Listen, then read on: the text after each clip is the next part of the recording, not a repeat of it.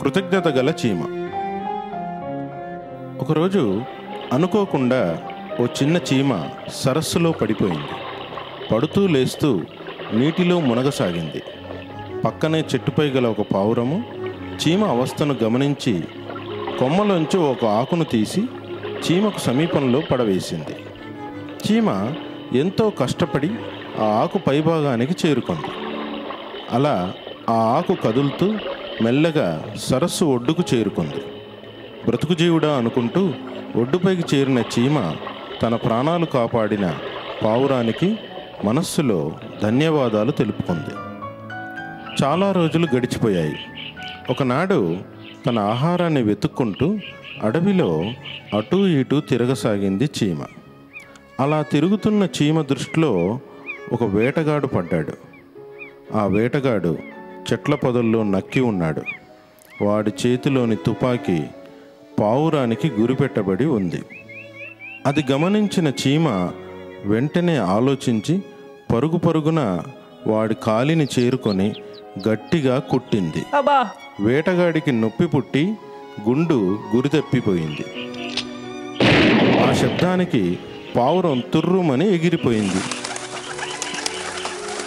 తనను రక్షించిన పావురానికి చీమ తన ప్రాణాలు కాపాడి ఈ విధంగా కృతజ్ఞతను తెలుపుకుంది.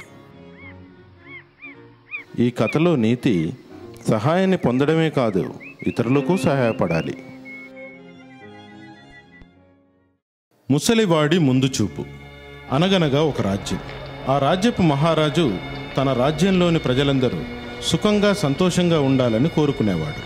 ప్రజల యోగక్షేమాలు తెలుసుకునేందుకు ప్రతిరోజు నగర పర్యటన చేసేవాడు. తన పర్యటనలో తన రాజ్య ప్రజలు ఎప్పుడూ ఏదో రకమైన ఇబ్బందులతో బాధపడడం గమనించాడు. ప్రశాంతంగా సంతోషంగా గడిపే ఒక్క వ్యక్తిని కూడా తాను చూడలేకపోయాడు. తన రాజ్యంలో ప్రజలు సంతృప్తిగా జీవించడం లేదా, ప్రజల్లో ఎందుకీ అసంతృప్తి అని ఆలోచింపసాగాడు. ఒకరోజు రాజు తన గుర్రంపై నగర పర్యటనకి బయలుదేరాడు. అలా సమీపంలోని ఒక గ్రామం పక్క నుండి వెళుతుండగా ఒక ముసలివాడు చాలా కష్టపడుతూ గుంతలు తవ్వడం గమనించాడు. ఎండ వేడిమిని ఏమాత్రం లెక్క చేయకుండా తన పనిని తాను చేసుకుంటున్నాడు. రాజు ముసలివాడి వద్దకు వచ్చి తను చేస్తున్న పనేంటో అర్థం కాక కుతూహలంగా ఇలా అడిగాడు. అయ్యా, మీరెవరు? ఇంత మండుటెండలో మీరేమి చేస్తున్నారు అన్నాడు. ముసలివాడు రాజుగారిని చూసి ఆశ్చర్యపడి తన రాజ్యపు మహారాజు తన వంటి సామాన్యుని వద్దక అనుకొని ఇలా అన్నాడు. ఓ మహారాజా, నేను మామిడి టెంకలు నాటడానికి గుంతలు తవ్వుతున్నాను అని అన్నాడు.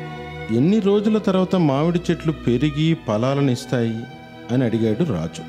5 సంవత్సరాల తర్వాత ఫలాలు కాస్తాయి అని సమాధానమిచ్చాడు ముసలివాడు. మరి నీకు ఇవి ఏ విధంగా ఉపయోగపడతాయి అని ప్రశ్నిస్తూ, ఏమీ అనుకోవద్దు, నీవు వయసు మళ్ళిన ముసలివాడవు. మామిడి చెట్లు పెరగడానికి కనీసం 5 సంవత్సరాల కాలం పడుతుందని నీవే చెబుతున్నావు. నీవు ఇంకా కొద్ది కాలం బ్రతికి ఈ ఫలాలను తినాలని ఆశపడుతున్నావా అని అడిగాడు. ముసలివాడు చిరునవ్వుతో, రాజా, నాకు ఈ విషయం బాగా తెలుసు. ఈ టెంకలు నాటేది మామిడి చెట్ల మధుర ఫలాలను తినాలనే ఆశతో కాదు. నా కొడుకులు మనవలు ముందు తరాల వాళ్ళు తిని సంతోషపడడం కొరకు మాత్రమే. ఏ విధంగానైతే మా పూర్వీకులు వారి ముందు తరాల కొరకు నాటిన మామిడి చెట్ల ఫలాలు మనకు దక్కినట్టుగా ఈ మామిడి చెట్లను ముందు తరాల వారికి అందజేసే ఓ చిన్న ప్రయత్నం నాది. ఇందులోనే నాకు సంతృప్తి అని తన పనిని చేసుకోసాగాడు. ఆ ముసలివాడి నిస్వార్థమైన పనిని చూసి రాజుగారికి కనువిప్పు కలిగింది. తన రాజ్యం మొత్తాన్ని కూడా ఈ విధంగానే ముందు తరాల వారి కోసం ఏదో ఒకటి చేసేట్లయితే రాజ్యం సుభిక్షంగా ఉంటుందని అర్థమై తిరుగు ప్రయాణం అయ్యాడు. ఈ కథలో నీతి, ముందు తరాల వారి కోసం ఈ తరం వాళ్ళు చేసిన పనులే ఫలాలనిస్తాయి. పాలవాడికి గుణపాఠం. ఒక ఊళ్ళో పాల వ్యాపారి ఉండేవాడు.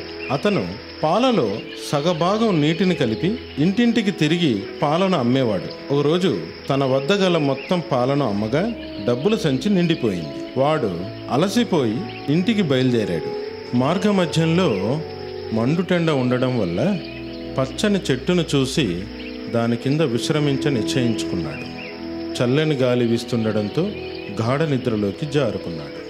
అలా గంటసేపటి తర్వాత నిద్ర నుంచి మేల్కొని డబ్బు సంచి తన వద్ద లేకపోవడం చూసి నిర్ఘాంతపోయాడు.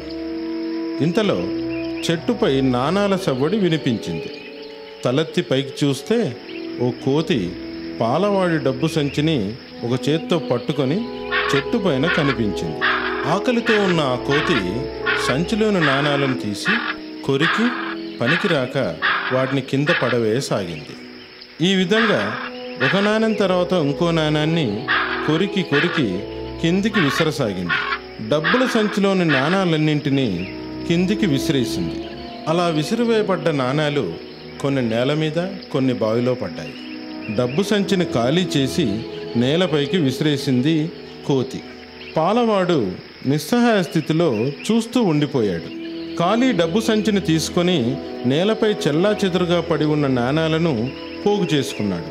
మొత్తం నాణాలు 100 కాగా ఇప్పుడవి 50 మాత్రమే మిగిలాయి. మిగతా సగం బావి నీటిలో మునిగిపోయాయి. అంటే కేవలం స్వచ్ఛమైన పాలు అమ్మితే వచ్చే 50 నాణాలు మాత్రమే మిగిలాయి. అంటే పాలలో కలిపిన నీటికి సంబంధించిన 50 నాణాలు నీటి పాలయ్యాయి. ఈ కథలో నీతి, నిజాయితీతో సంపాదించిన డబ్బు మాత్రమే మనకు మిగులుతుంది.